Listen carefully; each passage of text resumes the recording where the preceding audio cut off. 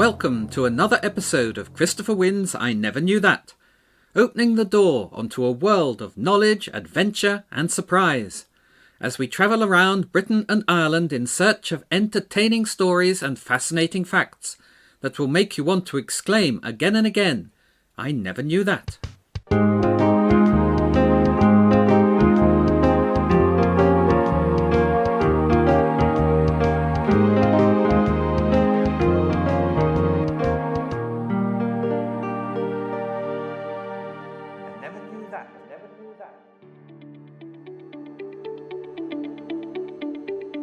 I'm Christopher Winn, author of the I Never Knew That book series about the countries and peoples of Britain and Ireland, and I will be your guide as we travel around the regions of England, Scotland, Wales and Ireland, meeting friends along the way and learning about the people and places that make these beautiful islands the most magical place on earth.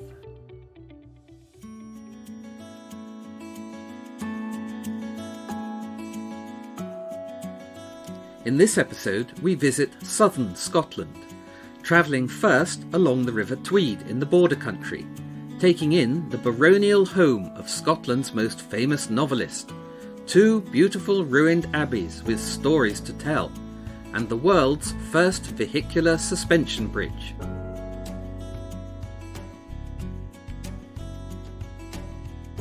And then we take a ride to Glasgow on the world's first pedal bike.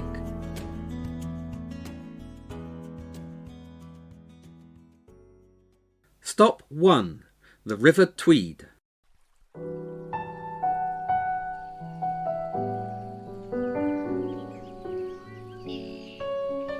Merrily swim we, the moon shines bright.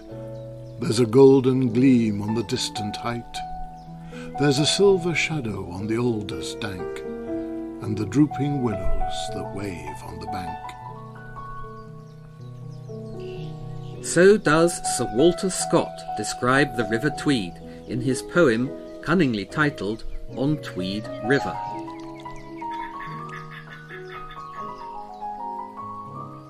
The River Tweed, one of the finest salmon rivers in the world, rises at Tweed's Well in the Lowther Hills north of Moffat, very close to the source of the River Clyde.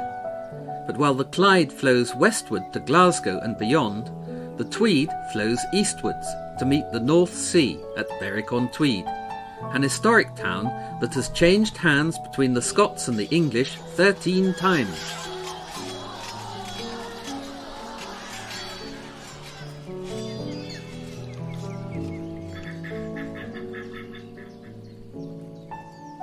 The name Tweed comes from an old Celtic word meaning border, and for much of its 97-mile course, the river indeed forms the border between Scotland and England. Towns along the Tweed, in particular Galashiels and Hawick, are famous for their woolen mills, and in particular for producing tweed, although the rough woolen fabric only indirectly takes its name from the river. In 1831, a merchant in London received a letter from a woolen firm in Hawick promoting their tweel, which is the Scottish word for twill, a type of hard-wearing textile weave. The harassed clerk at the London Company read it as tweed, understandably since the product came from a company located on the banks of the River Tweed, and the material was thereafter advertised as tweed, and the name stuck.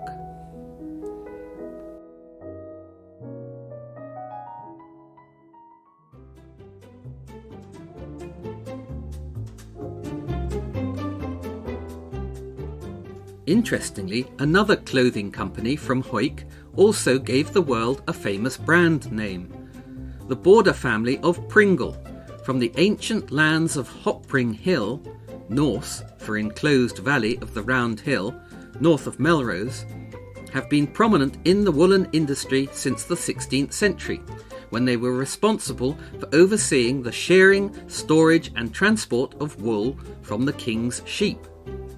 And in 1815, Robert Pringle established Pringle of Scotland in Hawick to manufacture knitted hosiery.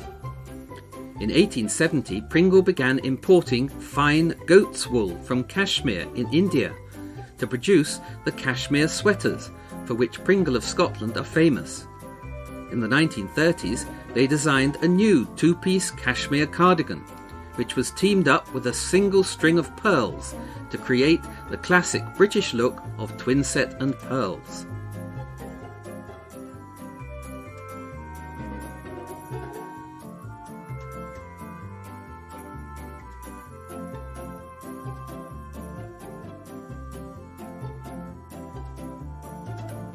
Fascinating although this is, it is by the by. In common with many other border families, over the years a number of Pringles emigrated to North America. Some of them ended up in Cincinnati in Ohio and gave their name to a suburban street, Pringle Drive. When Procter & Gamble, now busy spreading compassion across the world by appointment, were looking for a name to call their new potato snack, they scoured the Cincinnati phone book for inspiration and came across Pringle Drive. Perfect! Not only did the name Pringle sound snappy, but it cleverly incorporated the first two letters of Procter and the last two letters of Gamble. And thus did an old family from Hopring Hill in Scotland give their name to a new potato snack from the Midwest of America, Pringles. Once you pop, you can't stop.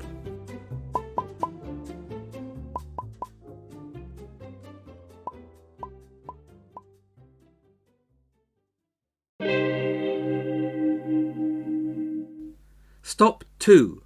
Abbotsford, Roxburghshire. It is a poor thing, but mine own. So said Scotland's most famous novelist Sir Walter Scott when he bought the run-down farm of Claryhall, or Dirty Hollow, set on the banks of the River Tweed near Melrose, in 1811. The first thing he did was change the name to Abbotsford, after the nearby centuries-old river crossing once used by the abbots of Melrose. He then, over the next 12 years, transformed the ramshackle farmhouse into a grand baronial conundrum castle, as he called it, and expanded the estate into over 1,000 acres, all paid for by the royalties from his hugely successful books.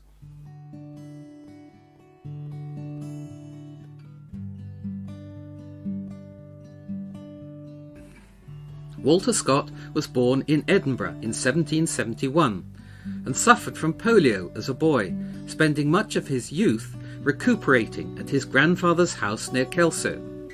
During that time, he explored and came to love the countryside and legends of the borderlands, and later, as a novelist, he used this knowledge and passion to champion Scotland and Scotland's history, creating a romantic image of a wild and beautiful land of ancient kingdoms, filled with valiant clansmen and heroic deeds.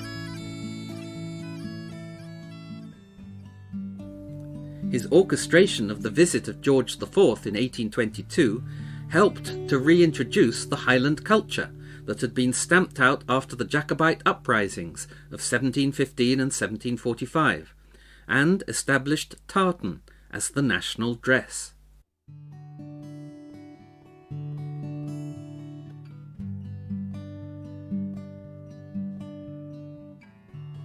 Abbotsford House is a very personal expression of Scott's life.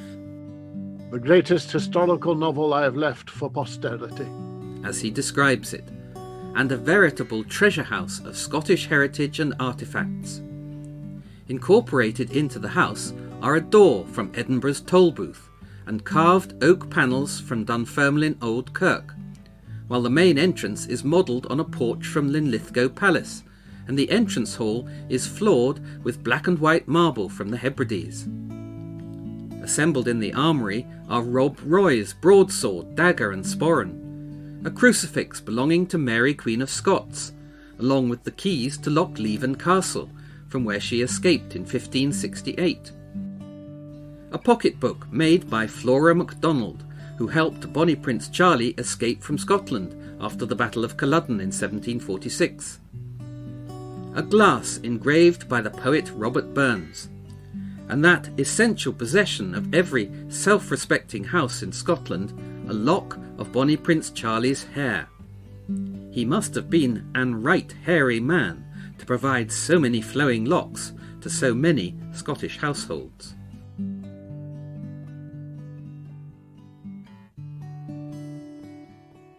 Perhaps the most intriguing room is the library, where Scott's unrivalled collection of 20,000 Scottish books is housed beneath a carved cedarwood roof, copied from that at Rosslyn Chapel near Edinburgh. The roof brought fans of the Da Vinci Code flocking to Abbotsford, convinced that Scott must somehow have uncovered the secret of the Holy Grail. If he did, he took the secret with him to the grave. Abbotsford has been opened for the public to explore since 1840, one of Scotland's first tourist attractions. It remains almost unchanged since Scott lived there, and the highlight of any visit is the cosy, intimate study where he wrote his famous novels.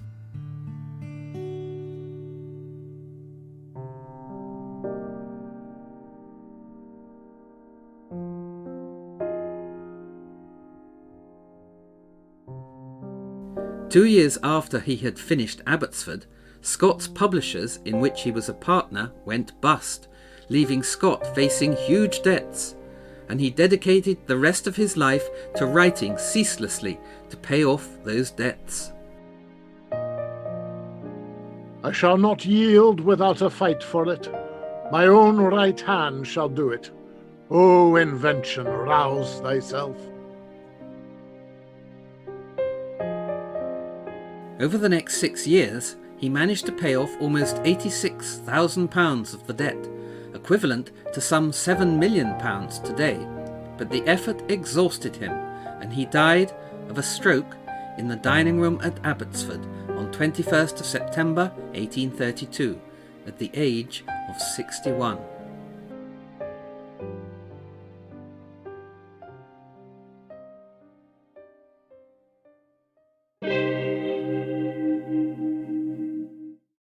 Stop 3.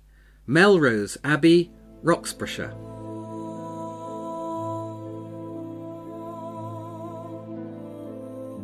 If thou wouldst view fair Melrose aright,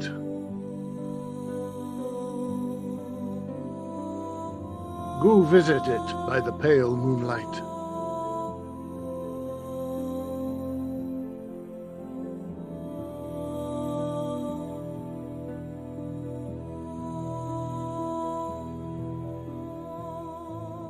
So advises the ubiquitous Sir Walter Scott in The Lay of the Minstrel, and I'm sure he is right, but Melrose is beautiful at any time of day or night. In fact, the custodian of the abbey in Scott's day, John Bower, thought Melrose best by candlelight. A candle, he tells us, doesna licht up the abbey at aince, to be sure, but then you can shift it about, and show the old ruin bit by bit, whilst the moon only shines on one side. Indeed.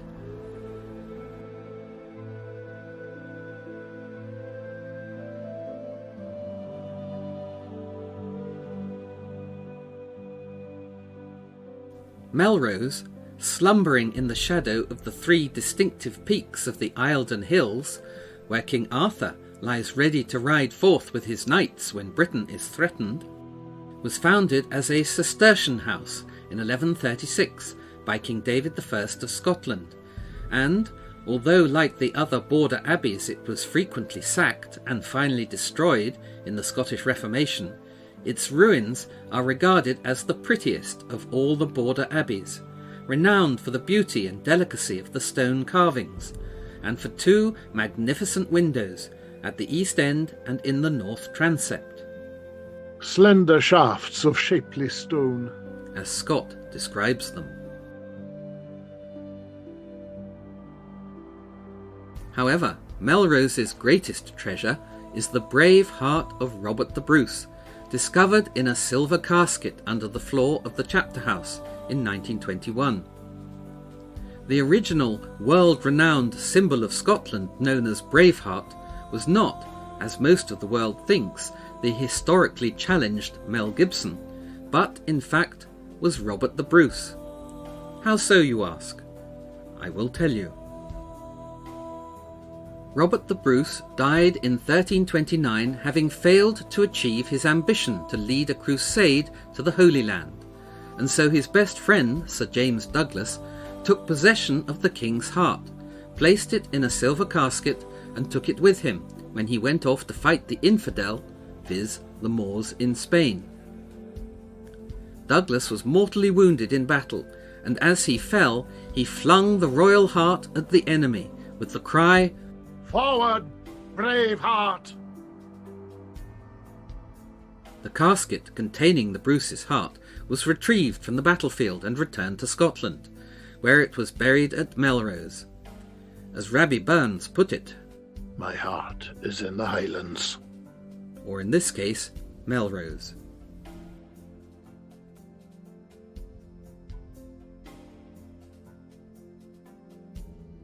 The rest of the Bruce's body, meanwhile, had been buried in Dunfermline Abbey.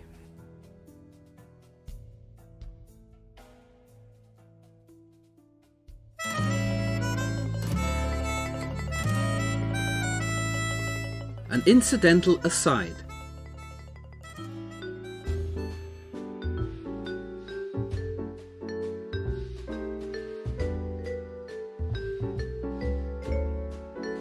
Did you know that the popular sport of seven-a-side rugby, or rugby sevens, as it is known by the cognoscenti, was invented in Melrose? By a brace of butchers? No? Me neither, but it was. In 1883, the committee of Melrose Rugby Club met to organise an end-of-season sports gala, but, as is usual with these occasions, there were concerns about the expense. Committee member butcher Ned Haig and his apprentice David Sanderson came up with the idea of cutting the teams down from 15 players to 7, and the playing time to 15 minutes, 2 halves of 7 minutes with a 1-minute half-time break. 7 border clubs entered the first tournament on 28th of April 1883, with Gala and Melrose reaching the final. The game ended in a draw, so the Melrose captain, the aforementioned apprentice butcher Sanderson, suggested they should play on until someone scored, thus pioneering another concept that has since been adopted by professional sport: sudden death extra time. Fittingly, Sanderson himself scored the winning try, and Melrose lifted the first ever Rugby Sevens Cup.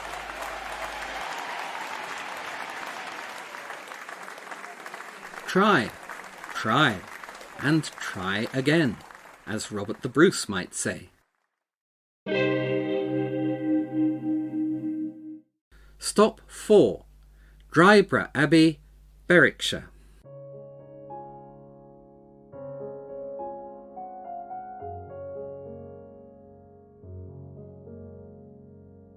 Breathes there the man with soul so dead, who never to himself hath said, "This is my own, my native land."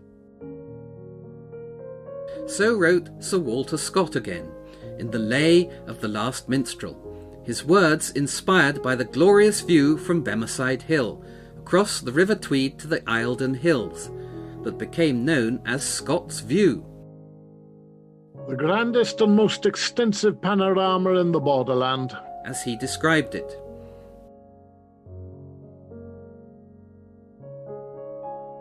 Scott is buried amongst the ruins of Dryborough Abbey, a couple of miles to the south, and during his funeral procession from Abbotsford, his home upstream on the Tweed, in 1832, the horses pulling his coffin stopped at Scott's View of their own accord, as if to give their master a last look at his beloved vista.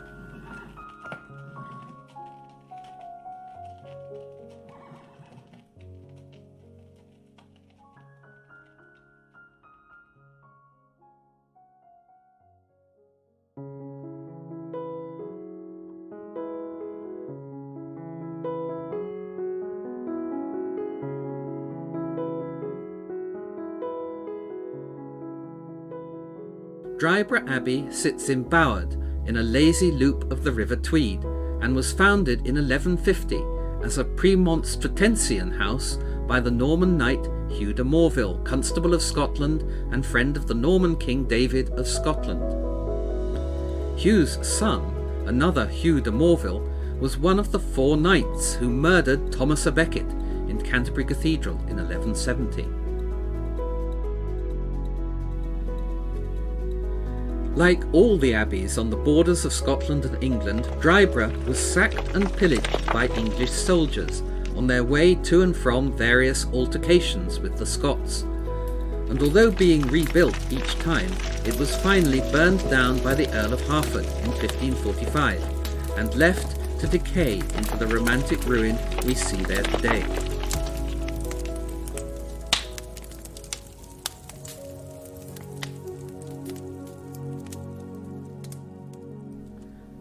Dryborough is a wonderfully peaceful and atmospheric place, and it is no surprise that Sir Walter Scott wanted to be buried in such an idyllic spot. His Haliburton ancestors had once owned the abbey lands, and the family had retained the right of stretching our bones here. Incidentally, did you know that Sir Walter Scott's monument on Princes Street in Edinburgh, at just over 200 feet high, is the second tallest monument to a writer in the whole world? No? Well, it is. The tallest, before you ask, is the Joseph Marti Memorial in Havana, Cuba, which reaches a whopping 358 feet high.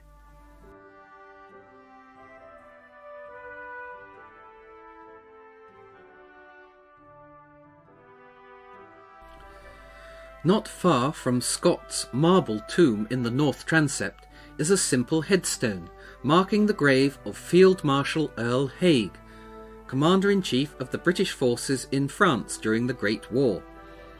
At his own request, Haig lies beneath the same kind of simple headstone as those buried on the battlefields of France.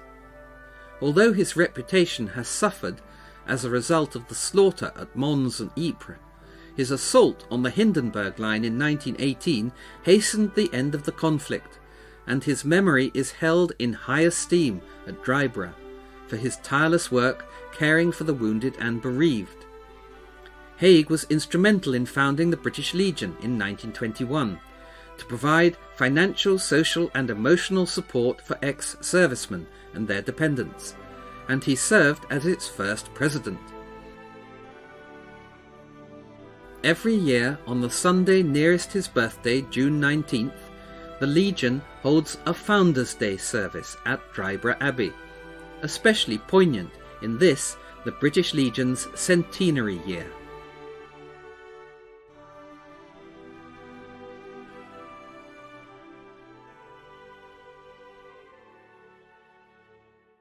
Haig's home was nearby Bemerside House, where there have been Haigs for 800 years since the 12th century, when the Norman knight Petrus de Haga was granted the lands and lairdship of Bemerside by the Earl of March, to whose daughter he was married. As the 13th century poet Thomas the Rhymer once said, "Tide what may betide, Haig shall be Haig of Bemerside." During that 800 years, the Haigs have often been in the wars, mostly against an Edward. John, the 3rd Baron Haig, fought alongside William Wallace against Edward I at the Battle of Stirling Bridge in 1297. His son Petrus, the 4th Baron, fought against Edward II at Bannockburn in 1314, and died at the Battle of Halidon Hill in 1333, defending the town of Berwick against Edward III. Henry, the 10th Baron, died at Flodden Field in 1513.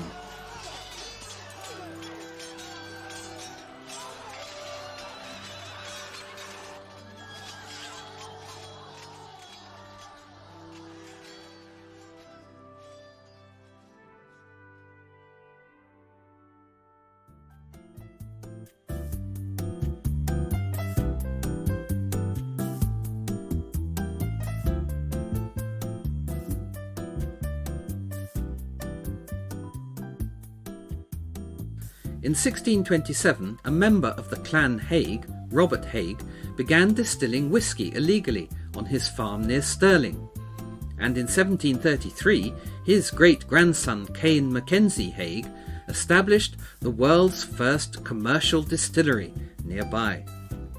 His grandson John founded John Haig & Co.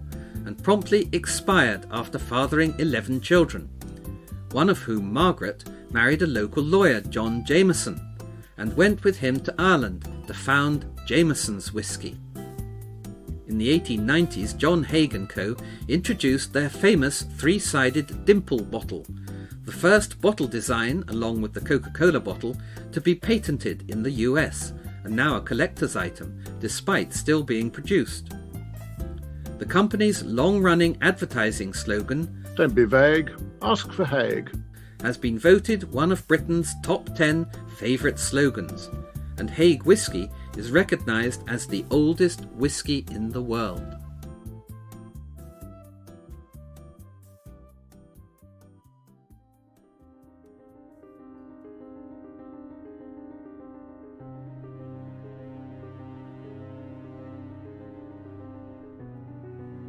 Despite all this, Field Marshal Earl Haig never followed his father into the family whisky business. But, talking of spirits, brings us back to the Earl's burial place, Dryborough Abbey, haunted as it famously is by the spirit of the melancholy nun of Dryborough. Another resident of the abbey, Sir Walter Scott, tells us that the nun was a woman who made herself a home in the abbey vault in the mid-18th century, and was never seen again, because she had made a vow that during the absence of the man to whom she was attached, she would never look upon the sun. Her lover never returned.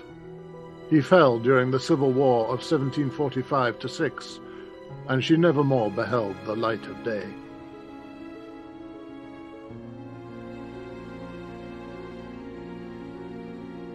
It is rumoured that she still comes out at night to scavenge for food and to await her love amongst the ruins, and certainly as dusk falls across these remote and eerie ruins, the sound of whispers and weeping can sometimes be heard amongst the rustle of the trees.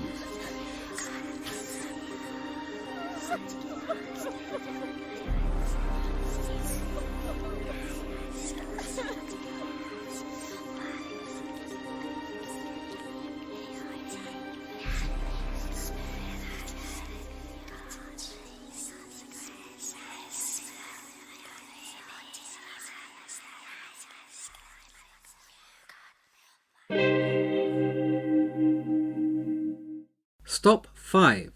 The Union Bridge, Berwickshire.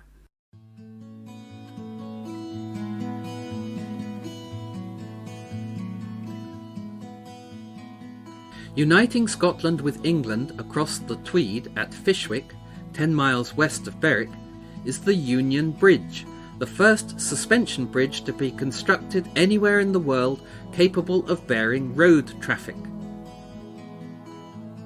With a span of 360 feet, it was built in 1820 by former naval officer Captain Sir Samuel Brown, supplier of chains to the Royal Navy, using a new kind of link for chain cables that he had devised to facilitate the creation of larger and heavier bridges. Apparently, rather like Robert the Bruce, who was encouraged to try again by watching a spider struggle persistently to create a web, Brown was also inspired in developing his concept for a suspension bridge by studying a spider's web suspended in a corner of his workshop.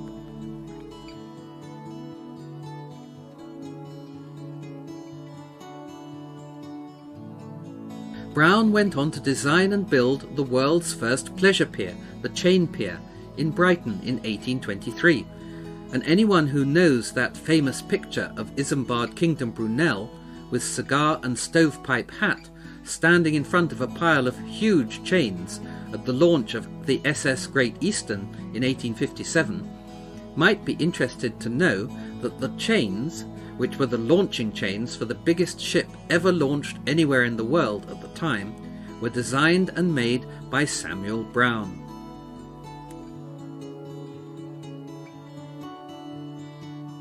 On the brick arch on the Scottish side of the Union Bridge there is a plaque inscribed with the Latin words Vis Unita Fortior, which translates as United, strength is stronger still.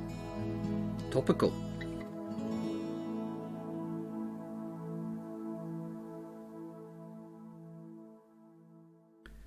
And for our final stop, we leave the Tweed and travel west into the hills of Dumfriesshire.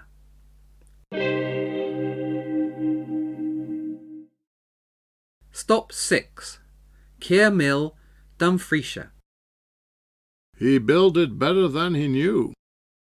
These 6 simple words from a poem by Ralph Waldo Emerson, carved on a plaque attached to the wall of the Courthill smithy outside the village of Keir Mill, commemorate the genius of the humble blacksmith who was born here and whose invention, which was built here, changed the world.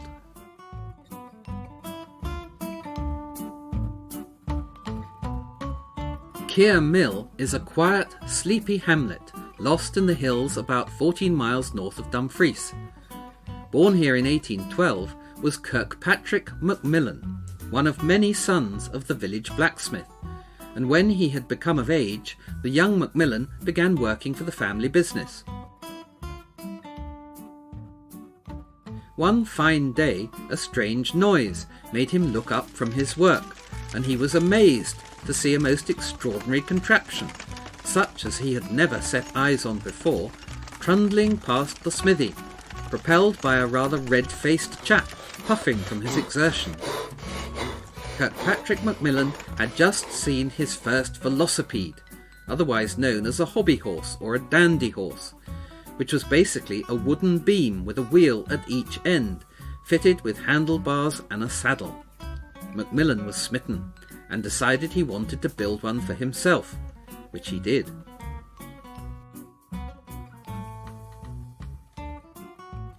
It didn't take long for Macmillan to spot the flaw in the design. You had to propel the machine along by pushing on the ground with your feet, and on the hilly roads around Keir Mill this pretty soon became very tiring.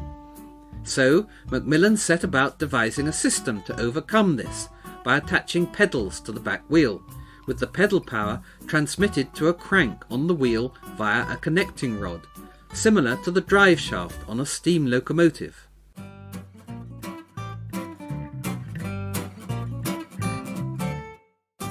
It took him about a year to iron out the wrinkles, but eventually, one clear morning in 1839, Kirkpatrick Macmillan, beaming proudly, wheeled his machine out of the smithy and into the sunshine, the cheering crowds, and history. He had invented the pedal bike, one of the greatest British inventions of the Victorian or any other era. The local people thought he was dotty, Daft Pate, they called him. But that day their shy village blacksmith spawned a mighty industry. There are over 1 billion bicycles in the world today, and himself became the first of that bane of the modern motorist, the cyclist. Fortunately for the sensitive Scottish villagers, lycra had yet to be invented.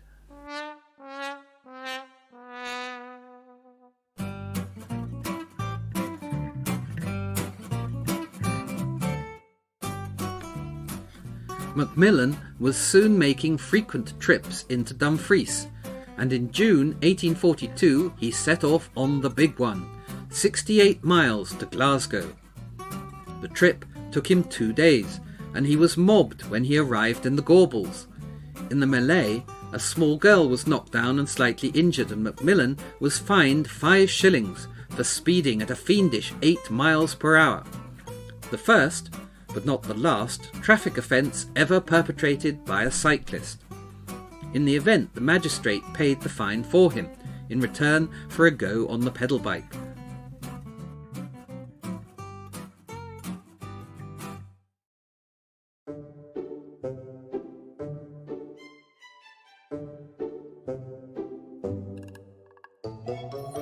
When the excitement was over and Macmillan got back to Keir Mill, he dismounted, rather stiffly I should imagine, and leant the machine against the wall of the smithy before going off to rest from his endeavours. While he was gone, his mischievous niece, Mary Marchbank, despite being forbidden by her parents, who thought cycling a most unsuitable activity for a young girl, snuck away with the pedal bike and took it through the village for a spin, thus becoming the world's first lady cyclist. Disgraceful.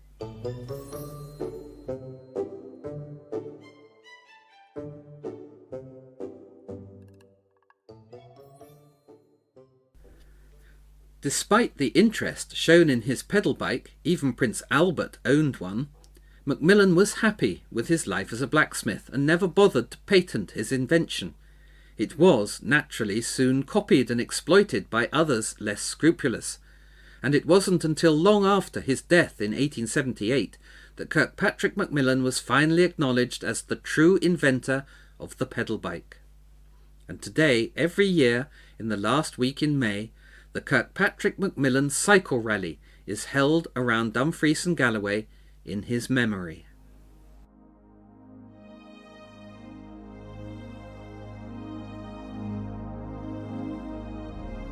Well, that concludes the first part of our tour of southern Scotland. In the next episode we visit more of southern Scotland, taking in a pink palace that was once the only place in the world where you could see a Rembrandt, a Holbein and a Da Vinci simultaneously, a loch where history was made, the romantic abbey where the world's first sweetheart lies, the modest birthplace of Scotland's national poet, and the only place in Britain visited by the King. Or was it? This has been an I Never Knew That production, brought to you by Christopher Winn, with guest star Rupert Van Sittert. Find out more at ChristopherWinnsINeverKnewThat.com and check out the I Never Knew That books online and at all good bookshops. My thanks to Rupert, to my executive producer Jeremy Conrad, and to you for listening. If you have enjoyed this podcast, please rate and review, and join me again next time to discover more tales that will make you want to exclaim again and again, I never knew that.